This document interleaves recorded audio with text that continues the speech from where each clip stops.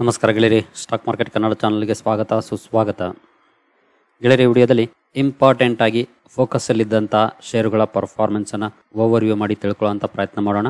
ಈಗಾಗಲೇ ಇವತ್ತಿನ ನಮ್ಮ ಮಾರ್ಕೆಟ್ ಪರ್ಫಾರ್ಮೆನ್ಸ್ ನ ಬಗ್ಗೆ ಈ ವಿಡಿಯೋ ಅಪ್ಲೋಡ್ ಮಾಡಿದ್ದೀನಿ. ಈ ವಿಡಿಯೋನ ನೋಡಿ ಮಾರ್ಕೆಟ್ ಪರ್ಫಾರ್ಮೆನ್ಸ್ ಬಗ್ಗೆ, ಹಾಗೆ ಈ ತರದ ಸಮಯದಲ್ಲಿ ಏನ್ ಮಾಡಬೇಕು ಅನ್ನೋದ್ರ ಬಗ್ಗೆ ಕೂಡ ಹೇಳಿದ್ದೀನಿ. ಹಾಗೆ ಈಗಿನ ವಿಡಿಯೋದಲ್ಲೂ ಕೂಡ ಒಂದಷ್ಟು ವಿಚಾರಗಳನ್ನ ನಾನು ನಿಮ್ ಜೊತೆ ಶೇರ್ ಮಾಡ್ತೀನಿ. ಅದಕ್ಕೆ ಮುಂಚೆ ಷೇರುಗಳ ಪರ್ಫಾರ್ಮೆನ್ಸ್ ಅನ್ನ ಓವರ್ವ್ಯೂ ಮಾಡ್ಕೊಂಡು ಬರೋಣ, ನಂತರ ಉಳಿದ ವಿಚಾರಗಳ ಬಗ್ಗೆ ತಿಳ್ಕೊಳ್ಳುವಂತ ಪ್ರಯತ್ನ ಮಾಡೋಣ. ಮೊದಲಿಗೆ ಡಿಸ್ಕ್ಲೈಮರ್ ಕೊಡ್ಲಿಕ್ಕೆ ಇಷ್ಟಪಡ್ತೀನಿ. ಇಲ್ಲಿ ಕವರ್ ಮಾಡ್ತಿರುವಂಥ ಯಾವುದೇ ಸ್ಟಾಕ್ ಅನ್ನು ಕೂಡ ರೆಕಮೆಂಡ್ ಮಾಡ್ತಿಲ್ಲ. ನೀವು ಫರ್ದರ್ ಸ್ಟಡಿ ಮಾಡಿ ಡಿಸಿಷನ್ ತಗೊಳ್ಬಹುದು. ಆಸ್ ಎ ಎಜುಕೇಶನಲ್ ಪರ್ಪಸ್ ನಾನು ಈ ವಿಡಿಯೋನ ನಿಮ್ಮ ಮುಂದೆ ತರ್ತಾ ಇದ್ದೀನಿ. ಗೆಳೆಯರೆ, ಮೊದಲಿಗೆ ನಿಮ್ಗೆಲ್ರಿಗೂ ಗೊತ್ತಿರೋ ಹಾಗೆ ನಿನ್ನೆ ಕೂಡ ಈ ಸ್ಟಾಕ್ಗಳನ್ನ ಕವರ್ ಮಾಡಿದ್ದೆ. ನಿನ್ನೆ ಭರ್ಜರಿ ರ್ಯಾಲಿ ಕಾರಣಕ್ಕೆ ಈ ಸ್ಟಾಕ್ಗಳನ್ನ ಕವರ್ ಮಾಡಿದ್ದೆ. ಇವತ್ತು ಭರ್ಜರಿ ಕ್ರಾಶ್ ನ ಕಾರಣಕ್ಕೆ ಕವರ್ ಮಾಡ್ತಾ ಇದ್ದೀನಿ. ಕ್ರಾಶ್ ಯಾಕೆ ಆಗಿದೆ ಅನ್ನೋದು ಈಗ ಎಲ್ರಿಗೂ ಗೊತ್ತಿರೋ ಅಂತ ವಿಚಾರ. ಮೊದಲನೇ ವಿಡಿಯೋದಲ್ಲಿ ಈಗಾಗಲೇ ನಾನು ಕೂಡ ತಿಳಿಸಿದ್ದೀನಿ, ನಿಮಗೂ ಕೂಡ ಗೊತ್ತಿದೆ. ಬನ್ನಿ ನೋಡೋಣ. ಮೊದಲಿಗೆ ರೈಲ್ವೆ ಸ್ಟಾಕ್ಗಳ ಪರ್ಫಾರ್ಮೆನ್ಸ್ ಅನ್ನು ನೋಡೋಣ. ಗೆಳೆಯರು, ನೋಡಬಹುದು ಇವತ್ತು ರೈಲ್ವೆ ಸ್ಟಾಕ್ಗಳಲ್ಲಿ ಯಾವ ರೀತಿ ಕ್ರಾಶ್ ಕಂಡು ಬಂದಿದೆ ಅಂತ. BML ಅಲ್ಲಿ ನಿಯರ್ಲಿ 19% ಡೌನ್ಫಾಲ್, ಕಾನ್ಕಾರ್ ಅಲ್ಲಿ 19%, ನಂತರ ಇರ್ಕಾನ್ ಇಂಟರ್ನ್ಯಾಷನಲ್ 17%, ಹಾಗೆ IRCTC ನಲ್ಲಿ 13% ನಿಯರ್ಲಿ, IRFC ನಲ್ಲಿ 12%, RVNL ಅಲ್ಲಿ 13%, ರೈಲ್ಟೆಲ್ ಅಲ್ಲಿ 14 to 15%, ರೈಟ್ಸ್ ಅಲ್ಲಿ 13%, ಟೆಕ್ಸ್ಮಾಕೋ ನಲ್ಲಿ 17%, ನಂತರ ತೀತಾಗ ರೈಲ್ ಸಿಸ್ಟಮ್ಸ್ ಅಲ್ಲಿ ಆಲ್ಮೋಸ್ಟ್ 20% ಅಂತ ಹೇಳ್ಬೋದು. ಸೊ ಈ ರೀತಿ ಡೌನ್ ಫಾಲ್ ರೈಲ್ವೆ ಸ್ಟಾಕ್ ಗಳಲ್ಲಿ ಕಂಡು ಬಂದಿದೆ. ಇದಕ್ಕೆ ಕಾರಣ ಗೊತ್ತಿದೆ ನಿಮಗೆ. ಮತ್ತೊಮ್ಮೆ ಬ್ರೀಫ್ ಆಗಿ ರಿಪೀಟ್ ಮಾಡೋದಾದ್ರೆ, ಬಿಜೆಪಿ ಮೆಜಾರಿಟಿ ಮಾರ್ಕ್ ಅನ್ನ ತಲುಪದೇ ಇರೋದು. ಅಂದ್ರೆ 272 ಗಿಂತ ಜಾಸ್ತಿ ಬಿಜೆಪಿಗೆ ಬಂದಿಲ್ಲ. ಬಟ್ NDA ಈಗಲೂ ಕೂಡ ಮೆಜಾರಿಟಿ ಮಾರ್ಕ್ ನ ಮುಂದೆನೇ ಇದೆ. 290 ಪ್ಲಸ್ ಸೀಟ್ಗಳಲ್ಲಿ ಮುನ್ನಡೆಯಲ್ಲಿದೆ. ಹಲವಾರು ಸೀಟ್ಗಳನ್ನ ಗೆದ್ದಿದ್ದಾರೆ ಕೂಡ. ಈಗಲೂ ಕೂಡ NDA ಅಧಿಕಾರಕ್ಕೆ ಬರುವಷ್ಟು ಸೀಟ್ಗಳಿದೆ. ಆದ್ರೆ ಕೊಯ್ಲೇಷನ್ ಇಲ್ಲಿರುವಂತ ಪಕ್ಷಗಳೇನಾದ್ರೂ, ಪ್ರಾದೇಶಿಕ ಪಕ್ಷಗಳು NDA ಅಲಯನ್ಸ್ ಅನ್ನ ಬಿಟ್ಟು ಇಂಡಿಯಾ ಅಲಯನ್ಸ್ ಕಡೆ ನೋಡಿದ್ರೆ ಕಷ್ಟ ಆಗ್ಬೋದು ಬಿಜೆಪಿಗೆ ಅಧಿಕಾರಕ್ಕೆ ಏರಕ್ಕೆ. ಸೊ ಇದು ಮೇಜರ್ ರೀಸನ್ ಇವತ್ತಿನ ಡೌನ್ ಫಾಲ್ಗೆ. ನಂತರ ಡಿಫೆನ್ಸ್ ಸ್ಟಾಕ್ ಗಳ ಪರ್ಫಾರ್ಮೆನ್ಸ್ ಅನ್ನು ನೋಡೋದಾದ್ರೆ, ಅಸ್ತ್ರ ಮೈಕ್ರೋವೇವ್ ಅಲ್ಲಿ 17%, ಅವಾಂಟೆಲ್ ನೋಡಬಹುದು 7.6%, BDL ಅಲ್ಲಿ 10%, BEL ಅಲ್ಲಿ 19%, ಭಾರತ್ ಫೋರ್ಜ್ ಅಲ್ಲಿ 9%, Cochin shipyard 10%, Data Patterns 10%, DCX systems 13%, HAL ಅಲ್ಲಿ ನೋಡಬಹುದು 17%, ಹಾಗೆ Idea Forge 6%, Kaynes technology 20%, Mazagon Dock 16%, MTAR technologies 6%, NIBE ಅಲ್ಲಿ 5%. ನಂತರ ಪಾರಸ್ ಡಿಫೆನ್ಸ್ ಕೂಡ ನೋಡಬಹುದು 12% ಇದೆ. ಪ್ರೀಮಿಯರ್ ಎಕ್ಸ್ಪ್ಲೋಸಿವ್ಸ್ 10% ಇದೆ. ಸೋಲಾರ್ ಇಂಡಸ್ಟ್ರೀಸ್ ಆಲ್ಮೋಸ್ಟ್ 12% ಇದೆ. ಸೊ ಈ ರೀತಿ ಡೌನ್ ಫಾಲ್ ಡಿಫೆನ್ಸ್ ಸ್ಟಾಕ್ ಗಳಲ್ಲೂ ಕೂಡ ಕಂಡು ಬಂದಿದೆ. ಸೊ ಇದಕ್ಕೂ ಕೂಡ ಕಾರಣ ಅದೇ. ನಂತರ ಇನ್ಫ್ರಾಸ್ಟ್ರಕ್ಚರ್ ಸ್ಟಾಕ್ ಗಳು, ಸೊ ಇಲ್ಲೂ ಕೂಡ ನೋಡಬಹುದು ABB India, Cummins India, GE power, HG infra, JSW infra ಎಲ್ಲಾನು ಕೂಡ ಕ್ರಾಶ್ ಇವತ್ತು. ಸೊ ಎಲ್ಲಾ ಕಡೆ ಕೂಡ ಬ್ಲಡ್ ಬಾತ್ ನೋಡ್ಲಿಕ್ಕೆ ಸಿಕ್ಕಿದೆ. ಕೆಲವು ಸೆಕ್ಟರ್ ಮಾತ್ರ ಪಾಸಿಟಿವ್ ಪರ್ಫಾರ್ಮೆನ್ಸ್ ಅನ್ನು ಕೊಟ್ಟಿದ್ದಾವೆ. ಆ ಸ್ಟಾಕ್ ಗಳನ್ನು ಕೂಡ ನಾನು ಕವರ್ ಮಾಡ್ತೀನಿ. ಇಲ್ಲಿ ನೋಡಬಹುದು ಟಾಟಾ ಪವರ್ ಆಗ್ಬೋದು, ಸೈಮನ್ಸ್ ಆಗ್ಬೋದು, ಥರ್ಮ್ಯಾಕ್ಸ್ ಆಗ್ಬೋದು, PSP projects, LNT, Kirloskar oil, ಎಲ್ಲ ಸ್ಟಾಕ್ ಗಳು ಕೂಡ ಇವತ್ತು ದೊಡ್ಡ ಮಟ್ಟದಲ್ಲಿ ಡೌನ್ ಫಾಲ್ ಆಗಿದೆ. LNT ನೋಡಬಹುದು ಒಂದು ಲಾರ್ಜ್ ಕ್ಯಾಪ್ ಕಂಪನಿಯಲ್ಲಿ 12% ಡೌನ್ ಫಾಲ್ ಇದೆ. ನಂತರ ಪಬ್ಲಿಕ್ ಸೆಕ್ಟರ್ ಬ್ಯಾಂಕ್ಸ್ ಅಂದ್ರೆ ಗವರ್ನಮೆಂಟ್ ಬ್ಯಾಂಕ್ಸ್ ಪರ್ಫಾರ್ಮೆನ್ಸ್ ನೋಡಬಹುದು. ಇಲ್ಲೂ ಕೂಡ ಮೋರ್ ದೆನ್ 10% ಎಲ್ಲ ಸ್ಟಾಕ್ ಗಳಲ್ಲೂ ಕೂಡ. ಬ್ಯಾಂಕ್ ಆಫ್ ಬರೋಡಾ ಆಗ್ಬೋದು, bank of India, bank of Maharashtra, Canara bank, central bank, IDBI bank, Indian bank, Indian overseas bank, PNB, Punjab and Sindh, SBI, UCO bank, union bank ಎಲ್ಲ ಸರ್ಕಾರಿ ಬ್ಯಾಂಕ್ ಗಳಲ್ಲೂ ಕೂಡ ಮೋರ್ ದೆನ್ 10%, ಹಾಗೆ ಅಪ್ ಟು 20% ವರೆಗೂ ಡೌನ್ ಫಾಲ್ ಇವತ್ತು ಕಂಡು ಬಂದಿದೆ. ಸೊ ಭರ್ಜರಿ ಡೌನ್ ಫಾಲ್ ಅಂತಾನೆ ಹೇಳ್ಬೋದು ಈ ಪರ್ಫಾರ್ಮೆನ್ಸ್ ಅನ್ನ, ಅಥವಾ ಭರ್ಜರಿ ಕ್ರಾಶ್ ಅಂತ ಬೇಕಿದ್ರು ಕರಿಬಹುದು. ಸೊ ನಂತರ ನೋಡೋದಾದ್ರೆ ಬ್ಯಾಂಕಿಂಗ್ ಸ್ಟಾಕ್ ಅಂದ್ರೆ ಇಲ್ಲಿ ಸರ್ಕಾರಿ ಬ್ಯಾಂಕ್ಗಳು ಇದೆ, ಪ್ರೈವೇಟ್ ಬ್ಯಾಂಕ್ಗಳು ಇದಾವೆ. ಸೊ ಪ್ರೈವೇಟ್ ಬ್ಯಾಂಕ್ಸ್ ನೋಡಬಹುದು, AU ಸ್ಮಾಲ್ ಫೈನಾನ್ಸ್ ಬ್ಯಾಂಕ್ ಅಲ್ಲಿ 2.5%, ಆಕ್ಸಿಸ್ ಬ್ಯಾಂಕ್ ಅಲ್ಲಿ 7%, ಬಂಧನ್ ಬ್ಯಾಂಕ್ ಅಲ್ಲಿ ನಿಯರ್ಲಿ 9%, ನಂತರ ಫೆಡರಲ್ ಬ್ಯಾಂಕ್ ಅಲ್ಲಿ ನೋಡಬಹುದು 5.5%, HDFC ನಲ್ಲಿ ಮೋರ್ ದನ್ 5%, ICICI ಬ್ಯಾಂಕ್ ಅಲ್ಲಿ ಮೋರ್ ದನ್ 6%, IDBI ಅಲ್ಲಿ ನಿಯರ್ಲಿ 14%, ಹಾಗೆ IDFC ಫಸ್ಟ್ ಬ್ಯಾಂಕ್ ಅಲ್ಲಿ 6% ಗಿಂತ ಜಾಸ್ತಿ. ನಂತರ ಕರ್ನಾಟಕ ಬ್ಯಾಂಕ್ ಅಲ್ಲಿ ನೋಡಬಹುದು ನಿಯರ್ಲಿ 6%, ಕೋಟಕ್ ಮಹೀಂದ್ರಾದಲ್ಲಿ 4%, ಕರೂರ್ ವೈಶ್ಯ 10.5%. ಸೊ ಇಲ್ಲೂ ಕೂಡ ಬ್ಲಡ್ ಬಾತ್ ಕಂಟಿನ್ಯೂ ಆಗಿದೆ. ಎಲ್ಲ banking sector and financial sector ಅಲ್ಲೂ ಕೂಡ ಡೌನ್ ಫಾಲ್ ಬಂದಿದೆ. ನಿನ್ನೆ ಈಗಾಗಲೇ ಈ ಸ್ಟಾಕ್ ಗಳನ್ನ ಕವರ್ ಮಾಡಿದ್ದೆ. ನಿನ್ನೆ ಭರ್ಜರಿ ಪರ್ಫಾರ್ಮೆನ್ಸ್ ನ ಕಾರಣಕ್ಕೆ ಕವರ್ ಮಾಡಿದ್ದೆ. ಇವತ್ತು ಅದಕ್ಕೆ ಉಲ್ಟಾ ಪರ್ಫಾರ್ಮೆನ್ಸ್ ಕಂಡು ಬಂದಿದೆ. ನಿನ್ನೆಯ ಒಳ್ಳೆ ಪರ್ಫಾರ್ಮೆನ್ಸ್ ಗಿಂತ ಜಾಸ್ತಿ ಡೌನ್ ಫಾಲ್ ಇವತ್ತು ಕಂಡು ಬಂದಿದೆ. ಹಾಗೆ ಲಿಸ್ಟ್ ಆಫ್ ಪವರ್ ಸ್ಟಾಕ್ಸ್ ಇಲ್ಲೂ ಕೂಡ ನೋಡಬಹುದು. ಅದಾನಿ ಎನರ್ಜಿ 20% ಲೋಯರ್ ಸರ್ಕ್ಯೂಟ್ ಅಲ್ಲಿ ಕಂಟಿನ್ಯೂ ಆಗಿದೆ. ಅದಾನಿ ಗ್ರೀನ್ ಕೂಡ, Adani power, CESC, Gujarat industries power, GVK, Hitachi, IEX ನೋಡಬಹುದು 7.5%, JP power, JSW infra, KEI industries, NHPC 13% down ಆಗಿದೆ. NLC ಇಂಡಿಯಾ ಕೂಡ 14 ರಿಂದ 15%, NTPC 14%, orient green 5%, power grid 12%. Power grid ಅಂದ್ರೆ ಇವೆಲ್ಲನೂ ಕೂಡ ಸರ್ಕಾರಿ ಕಂಪನಿಗಳು. ಸೊ ಸರ್ಕಾರಿ ಕಂಪನಿಗಳಲ್ಲಿ ಡೌನ್ ಫಾಲ್ ಜಾಸ್ತಿನೇ ಆಗಿದೆ. ಬಿಕಾಸ್ ಸರ್ಕಾರದ ಗಮನ ಆ ಕಡೆ ಇತ್ತು. ಸರ್ಕಾರಿ ಕಂಪನಿಗಳು ಒಳ್ಳೆ ಪರ್ಫಾರ್ಮೆನ್ಸ್ ನ ಕೊಟ್ಟಿದ್ದು ಗವರ್ನಮೆಂಟ್ ಇಂಪಾರ್ಟೆನ್ಸ್ ಮೇಲೆನ. ಸೊ ಈಗ ಗವರ್ನಮೆಂಟೇ ಬದಲಾಗುತ್ತೆ ಅನ್ನೋಂತ ನ್ಯೂಸ್ ಬಂದ್ರೆ ಅಬ್ವಿಯಸ್ಲಿ ಆ ಸ್ಟಾಕ್ ಗಳಲ್ಲಿ ನೆಗೆಟಿವ್ ರಿಯಾಕ್ಷನ್ ಬಂದೇ ಬರುತ್ತೆ. ಹಾಗಂತ ಇನ್ನು ಪವರ್ ಚೇಂಜ್ ಆಗುತ್ತೆ ಅಂತ ಏನಲ್ಲ, ಅಂದ್ರೆ ಸರ್ಕಾರ ಬದಲಾಗುತ್ತೆ ಅಂತ ಏನಲ್ಲ, ಇನ್ನೂ ಚಾನ್ಸಸ್ ಇದೆ. ಸ್ಟಿಲ್ ಯಾವುದೇ ಪಾರ್ಟಿಗೆ ಮೆಜಾರಿಟಿ ಇಲ್ಲ, ಕ್ಲಿಯರ್ ಮೆಜಾರಿಟಿ ಇಲ್ಲ. ಲಾಸ್ಟ್ 2 ಟೈಮ್ಸ್ ಹೇಗೆ ಕ್ಲಿಯರ್ ಮೆಜಾರಿಟಿ ಇತ್ತು ಬಿಜೆಪಿಗೆ, ಮೊದಲನೇ ಸಲ ಅಂದ್ರೆ 2014ರಲ್ಲಿ 282 ಸೀಟ್ ಗೆದ್ರು, ಕ್ಲಿಯರ್ ಮೆಜಾರಿಟಿ ಇತ್ತು. ಕಳೆದ ಸಲ ಅಂದ್ರೆ 2019ರಲ್ಲಿ 303 ಸೀಟ್ ಗೆದ್ರು, ಅದು ಕೂಡ ಕ್ಲಿಯರ್ ಮೆಜಾರಿಟಿ ಇತ್ತು. ಸೊ ಈಗ ಆ ರೀತಿ ಪಿಕ್ಚರ್ ಬಂದಿಲ್ಲ. 240 230 ರೇಂಜ್ ಅಲ್ಲಿ ಕಂಡು ಬರ್ತಾ ಇದೆ ಬಿಜೆಪಿ. ಇನ್ ಕೇಸ್ 270 ಮಾರ್ಕ್ ಅನ್ನ ರೀಚ್ ಮಾಡಿದಿದ್ರೆ ಮೇ ಬಿ ಇಷ್ಟು ದೊಡ್ಡ ಪ್ರಮಾಣದ ಡೌನ್ ಫಾಲ್ ಬರ್ತಾ ಇರಲಿಲ್ಲ. ಸ್ವಲ್ಪ ಪ್ರಮಾಣದ ಡೌನ್ ಫಾಲ್ ಬರ್ತಾ ಇತ್ತೇನೋ, ಆದ್ರೆ ಇಷ್ಟು ದೊಡ್ಡ ಪ್ರಮಾಣದಲ್ಲಿ ಬರ್ತಾ ಇದ್ದಂತ ಚಾನ್ಸಸ್ ಕಡಿಮೆ ಇತ್ತು. ಯಾಕೆಂತಂದ್ರೆ ಅಬ್ವಿಯಸ್ಲಿ ಪವರ್ ರಿಟೈನ್ ಮಾಡ್ಕೊಳ್ಳುತ್ತೆ ಬಿಜೆಪಿ ಅಂತ. ಹಾಗಂತ ಬಿಜೆಪಿ ಬರ್ಲಿಲ್ಲ ಅಂತಂದ್ರೆ ಮಾರ್ಕೆಟ್ ಇರಲ್ಲ ಅಂತ ಏನಲ್ವಲ್ಲ. ಸೊ ಹಾಗಾಗಿ ಮಾರ್ಕೆಟ್ ಅಲ್ಲಿ ಇದೆಲ್ಲನೂ ಕೂಡ ಕಾಮನ್ ಆಗಿರುತ್ತೆ. ಒಂದಿನ ಮಾರ್ಕೆಟ್ ಅಪ್ ಆದ್ರೆ ಇನ್ನೊಂದಿನ ಡೌನ್, ಇನ್ನೊಂದಿನ ಅಪ್ ಇನ್ನೊಂದಿನ ಡೌನ್, ಈ ರೀತಿ ಪರ್ಫಾರ್ಮೆನ್ಸ್ ಸಾಕಷ್ಟು ಸಲ ಇರುತ್ತೆ. ಸರ್ಕಾರಗಳು ಬರುತ್ತೆ ಹೋಗುತ್ತೆ. ಅದಕ್ಕೆಲ್ಲ ನಾವು ತಲೆ ಕೆಡಿಸ್ಕೊಂಡು ಇನ್ವೆಸ್ಟ್ ಮಾಡದೇ ಇದ್ರೆ ಲಾಸ್ ನಮ್ಗೆ ಹೊರತು ಮಾರ್ಕೆಟ್ಗಲ್ಲ. ಯಾಕಂದ್ರೆ ಮಾರ್ಕೆಟ್ ಯಾವತ್ತು ಮೇಲೇನೆ ಹೋಗೋದು. ನಾವು ಮಾಡ್ಬೇಕಾಗಿರೋದು ಒಳ್ಳೆ ಕಂಪನಿಗಳಲ್ಲಿ ಇನ್ವೆಸ್ಟ್ಮೆಂಟ್ ಅನ್ನ ಮಾಡಬೇಕು. ಸೊ ನಂತರ ಬರೋದಾದ್ರೆ ಅದಾನಿ ಸ್ಟಾಕ್ಸ್. ಅದಾನಿ ಗ್ರೂಪ್ ನ ಎಲ್ಲ ಷೇರುಗಳಲ್ಲಿ ಪರ್ಫಾರ್ಮೆನ್ಸ್ ಅನ್ನ ನೋಡಬಹುದು ಯಾವ ರೀತಿ ಇದೆ ಅಂತನ. ಅದಾನಿ ಪೋರ್ಟ್ಸ್ ನಿಫ್ಟಿ 50 ಇರುವಂತಹ ಸ್ಟಾಕ್, ಇಲ್ಲಿ ಯಾವುದೇ ಲಿಮಿಟ್ ಇರೋದಿಲ್ಲ. ಸೊ ನೋಡಬಹುದು. ಹಾಗಾಗಿ 21.5% ಡೌನ್ ಆಗಿದೆ. ಸೊ ಎಲ್ಲ ಕೂಡ ಡೌನ್ ಫಾಲ್ ಇವತ್ತು ಅದಾನಿ ಗ್ರೂಪ್ ನ ಷೇರುಗಳು ಕೂಡ. ನಂತರ ನಾವು ನಿಫ್ಟಿ 500 ಇಂಡೆಕ್ಸ್ ಅನ್ನ ನೋಡಿದ್ರೆ ನೋಡಬಹುದು 500 ಷೇರುಗಳಲ್ಲಿ 460 ಷೇರುಗಳು ನೆಗೆಟಿವ್ ಅಲ್ಲಿ ಕ್ಲೋಸಿಂಗ್ ಅನ್ನು ಕೊಟ್ಟಿದ್ದಾವೆ, 41 ಷೇರುಗಳು ಪಾಸಿಟಿವ್ ಅಲ್ಲಿ ಕ್ಲೋಸಿಂಗ್ ಅನ್ನು ಕೊಟ್ಟಿದ್ದಾವೆ.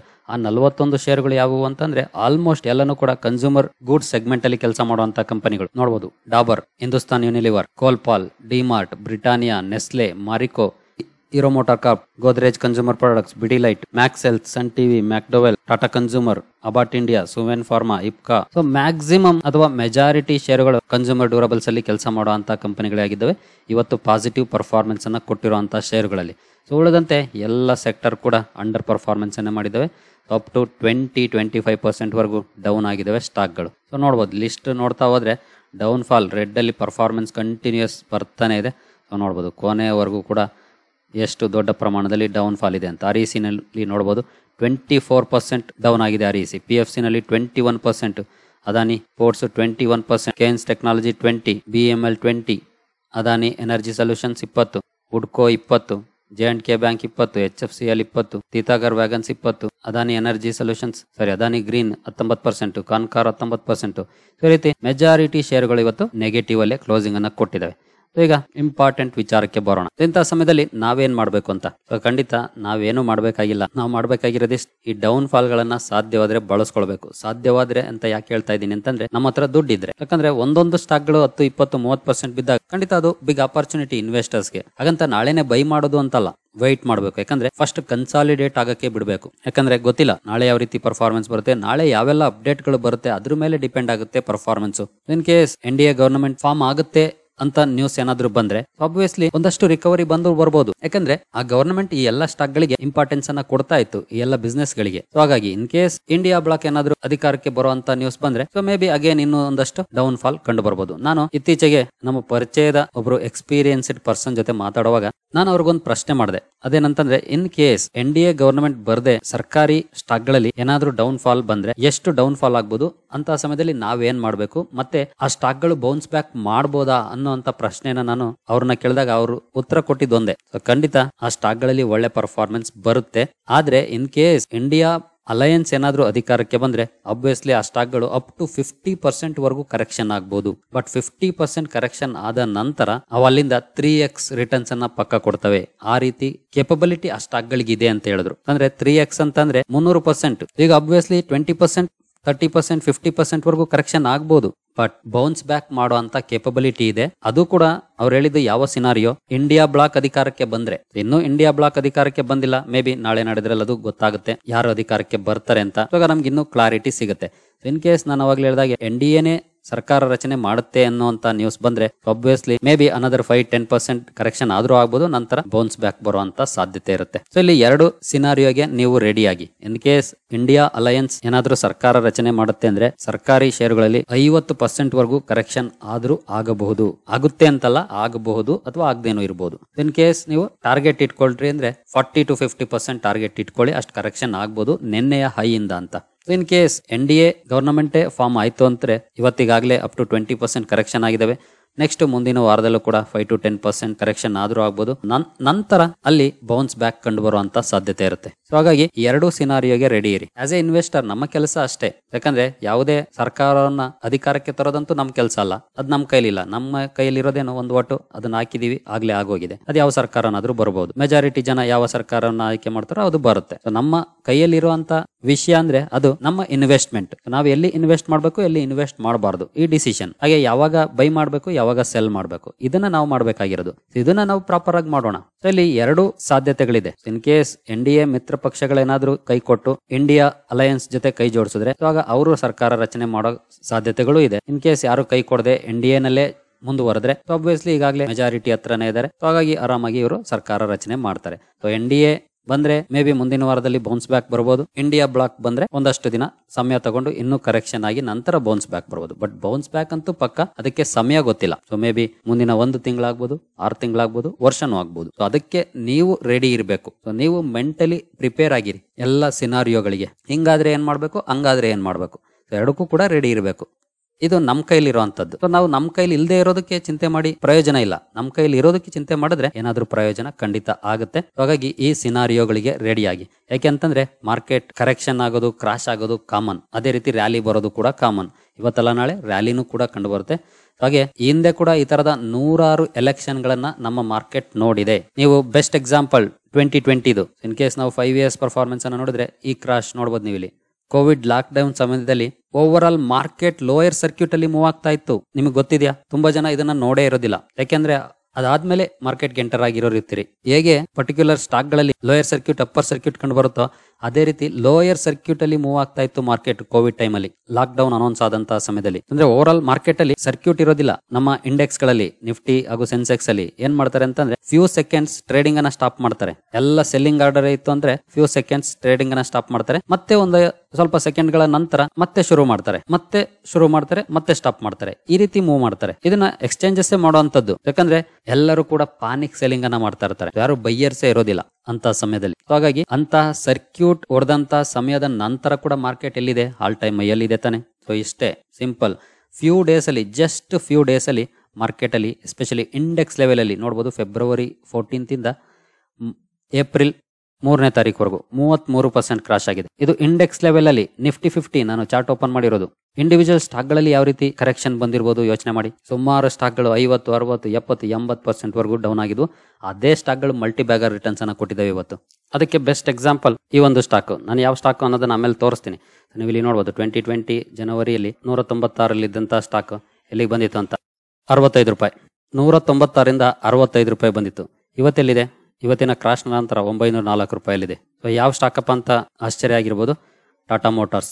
ಯಾಕೆ ಈ ರೀತಿ ಪರ್ಫಾರ್ಮೆನ್ಸ್ ಬಂತು? ಕಂಪನಿ ಒಳ್ಳೆ ಬಿಸ್ನೆಸ್ ಅನ್ನ ಮಾಡ್ತಾ ಇತ್ತು. ಇದಷ್ಟೇ ಅಲ್ಲ, ಇನ್ನೂ ಒಂದು ಸ್ಟಾಕ್ ಅನ್ನ ತೋರಿಸ್ತೀನಿ. ಈಗಲೇ ನೋಡಬಹುದು. ಇದು 2020 ಫೆಬ್ರವರಿಲಿ 776 ರೂಪಾಯಿ ಇದ್ದಂತಹ ಸ್ಟಾಕ್ ಏಪ್ರಿಲ್ 3ನೇ ತಾರೀಕು 450. ಇವತ್ತೆಲ್ಲಿದೆ ನೋಡಬಹುದು 4588.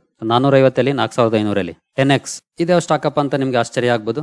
ನೋಡಬಹುದು ಟ್ರೆಂಟ್. ಸೊ ಬಿಸ್ನೆಸ್ ಚೆನ್ನಾಗಿದೆಯಾ, ಕಂಪನಿಗಳು ಕಂಬ್ಯಾಕ್ ಅನ್ನ ಮಾಡ್ತವೆ. ಬಿಸ್ನೆಸ್ ಸರಿ ಇಲ್ವಾ? ಆಬ್ವಿಯಸ್ಲಿ ಕಂಬ್ಯಾಕ್ ಮಾಡೋದಿಲ್ಲ. ಅದಕ್ಕಾಗಿನೇ ನಾವು ಫಂಡಮೆಂಟಲಿ ಸ್ಟ್ರಾಂಗ್ ಇರುವಂತಹ ಸ್ಟಾಕ್ ಗಳಲ್ಲಿ ಇನ್ವೆಸ್ಟ್ ಮಾಡಬೇಕು ಅಂತ ಹೇಳೋದು. ಈ ರೀತಿ ಅನ್ಸರ್ಟೈನ್ ಕಂಡೀಷನ್ ಗಳಲ್ಲಿ ಸ್ಟಾಕ್ ಕ್ರಾಶ್ ಆದ್ರೆ, ಬಿಸ್ನೆಸ್ ಸರಿ ಇಲ್ಲ ಅಂತಂದ್ರೆ ಆ ಕಂಪನಿಗಳು ಕಂಬ್ಯಾಕ್ ಮಾಡುವಂತ ಚಾನ್ಸಸ್ ತುಂಬಾ ಕಡಿಮೆ. ಹಾಗಾಗಿ ಕಂಪನಿಗಳ ಬಿಸ್ನೆಸ್ ಚೆನ್ನಾಗಿರೋ ಕಡೆ ಇನ್ವೆಸ್ಟ್ಮೆಂಟ್ ಅನ್ನ ಮಾಡಬೇಕು. ನಂತರ ಇಂದು ಒಂದು ಸ್ಟಾಕ್ ಓಪನ್ ಮಾಡ್ತೀನಿ. ನಾವಿಲ್ಲಿ ನೋಡಬಹುದು 2020 ಮಾರ್ಚ್ ಅಲ್ಲಿ 13 ರೂಪಾಯಿ ಇತ್ತು ಸ್ಟಾಕ್. ನಂತರ ಅದಕ್ಕಿಂತ ಮುಂಚೆ ನೋಡಬಹುದು 24-25 ರೂಪಾಯಿ ರೇಂಜ್ ಅಲ್ಲಿ ಇದ್ದಂತಹ ಸ್ಟಾಕ್ 13 ರೂಪಾಯಿಗೆ ಬಂದಿತ್ತು. ಅಂದ್ರೆ ಆಲ್ಮೋಸ್ಟ್ 50% ಕರೆಕ್ಷನ್ ಆಗಿತ್ತು ಅಂತಾನೆ ಇಟ್ಕೊಳ್ಳಿ. But ಇವತ್ತೆಲ್ಲಿದೆ stock? 351 ರೂಪಾಯಿಲಿದೆ. 13 ರೂಪಾಯಲ್ಲಿ 351 ಯಾಕೆ ಈ ರೀತಿ ಕಮ್ ಬ್ಯಾಕ್ ಮಾಡ್ತು? ಕಂಪನಿಯ ಬಿಸ್ನೆಸ್ ಚೆನ್ನಾಗಿದೆ. ಇದಕ್ಕೆ ಈ ಕಂಪನಿ ಯಾವ್ದಪ್ಪ? RVNL. ನಿಮ್ಮೆಲ್ಲರ ಫೇವರೇಟ್ ಕಂಪನಿ. ನನ್ನ ಪೋರ್ಟ್ಫೋಲಿಯೋದಲ್ಲೂ ಕೂಡ ಇದೆ, ನಿಮ್ಮ ಸಾಕಷ್ಟು ಜನರ ಪೋರ್ಟ್ಫೋಲಿಯೋದಲ್ಲೂ ಇರುವಂತಹ ಸ್ಟಾಕ್. ಸೊ ಕಂಪನಿಗಳು ಕಮ್ ಬ್ಯಾಕ್ ಮಾಡ್ತವೆ, ಆದ್ರೆ ಸಮಯ ಕೊಡುವಂತ ತಾಳ್ಮೆ ನಮ್ಗಿರ್ಬೇಕು ಅಷ್ಟೇ. ಜೊತೆಗೆ ಕಂಪನಿಗಳ ಬಿಸ್ನೆಸ್ ಚೆನ್ನಾಗಿರುವಂತ ಕಡೆ ಇನ್ವೆಸ್ಟ್ಮೆಂಟ್ ಅನ್ನ ಮಾಡಬೇಕು. ಅಷ್ಟನ್ನ ನಾವು ಮಾಡಿದ್ರೆ ಖಂಡಿತ ನಮಗೆ ಒಳ್ಳೆ ರಿಟರ್ನ್ ಸಿಕ್ಕೇ ಸಿಗುತ್ತೆ. ಅದು ಯಾವುದೇ ಗವರ್ನಮೆಂಟ್ ಬರಲಿ. For time being short term ಅಲ್ಲಿ ಲಾಸ್ ಆಗ್ಬೋದು, ನೆಗೆಟಿವ್ ಕೂಡ ಆಗ್ಬೋದು ನಮ್ಮ ಪೋರ್ಟ್ಫೋಲಿಯೋ. ಬಟ್ ಆ ನೆಗೆಟಿವ್ ಪರ್ಫಾರ್ಮೆನ್ಸ್ ನಮಗೆ ಅಪಾರ್ಚುನಿಟಿ. ಯಾಕಂದ್ರೆ ಒಳ್ಳೊಳ್ಳೆ ಸ್ಟಾಕ್ಗಳು ಡಿಸ್ಕೌಂಟ್ ಅಲ್ಲಿ ಬೈ ಮಾಡ್ಲಿಕ್ಕೆ. ನಾವು RVNL ಪರ್ಫಾರ್ಮೆನ್ಸ್ ತಗೊಂಡ್ರೆ 13% ಡೌನ್ ಇವತ್ತು. ನಾಳೆ ನಾಡಿದ್ದು ಏನಾದ್ರೂ ಇನ್ನೂ ಡೌನ್ ಆಗಿ 30-40% ಕರೆಕ್ಷನ್ ಅಲ್ಲಿ ಸಿಕ್ಕರೆ ಅಬ್ವಿಯಸ್ಲಿ ಅದು ಕಮ್ ಬ್ಯಾಕ್ ಮಾಡಿದಾಗ ನಮಗೆ ಇನ್ನೂ ಲಾಭವನ್ನ ಜಾಸ್ತಿ ಮಾಡಿಸುತ್ತೆ. ಅದೇ ಸ್ಟಾಕ್ ಮಾರ್ಕೆಟ್ ಅಲ್ಲಿ ಇರುವಂತ ಅಡ್ವಾಂಟೇಜ್. ಅದನ್ನ ನಾವು ಅರ್ಥ ಮಾಡ್ಕೊಳ್ಬೇಕು. ತುಂಬಾ ಜನ ಏನ್ ಮಾಡ್ತಾರೆ, ಇವತ್ ಲಾಸ್ ಆಯ್ತಾ ಇದಕ್ಕೆ ಭಯ ಪಡ್ತಾರೆ, ಬಟ್ ಫ್ಯೂಚರ್ ಅಲ್ಲಿ ಲಾಭ ಆಗುವಂತದನ್ನು ಕೂಡ ನೋಡ್ಬೇಕಲ್ಲ. ಲಾಂಗ್ ಟರ್ಮ್ ಇನ್ವೆಸ್ಟರ್ ಅಂದ್ರೆ ಇದೇ ಟೆಸ್ಟಿಂಗ್ ಪೀರಿಯಡ್. ನಾನು ಯಾವಾಗ್ಲೂ ಹೇಳ್ತಾ ಇರ್ತೀನಿ, ಬೈ ಮಾಡೋದು ತುಂಬಾ ಈಸಿ, ಬಟ್ ಲಾಂಗ್ ಟರ್ಮ್ ಗೆ ಹೋಲ್ಡ್ ಮಾಡೋದು ಕಷ್ಟ ಅಂತ. ಎಸ್ಪೆಷಲಿ ರಿಟೇಲ್ ಇನ್ವೆಸ್ಟರ್ ಗೆ ಅದು ಕಷ್ಟ, ಎಸ್ಪೆಷಲಿ ಈ ರೀತಿ ಕಂಡೀಷನ್ ಗಳಲ್ಲಿ. ಹಾಗಾಗಿ ತುಂಬಾನೇ ಪೇಷನ್ಸ್ ಇರಬೇಕು ಮಾರ್ಕೆಟ್ ಅಲ್ಲಿ, ನಾವು ಒಳ್ಳೆ ಲಾಭವನ್ನ ಗಳಿಸಬೇಕು ಅಂತಂದ್ರೆ. ಸರಿ ಗೆಳೆಯರೆ, ನಿಮ್ಮ ಒಂದಷ್ಟು ಪ್ರಶ್ನೆಗಳಿಗೆ ಉತ್ತರ ಸಿಕ್ಕಿದೆ ಅಂದ್ಕೊಳ್ತೀನಿ. ಮುಂದಿನ ವಿಡಿಯೋದಲ್ಲಿ ಸಿಗೋಣ. ಅಲ್ಲಿವರೆಗೂ ಜೈ ಹಿಂದ್, ಜೈ ಕರ್ನಾಟಕ.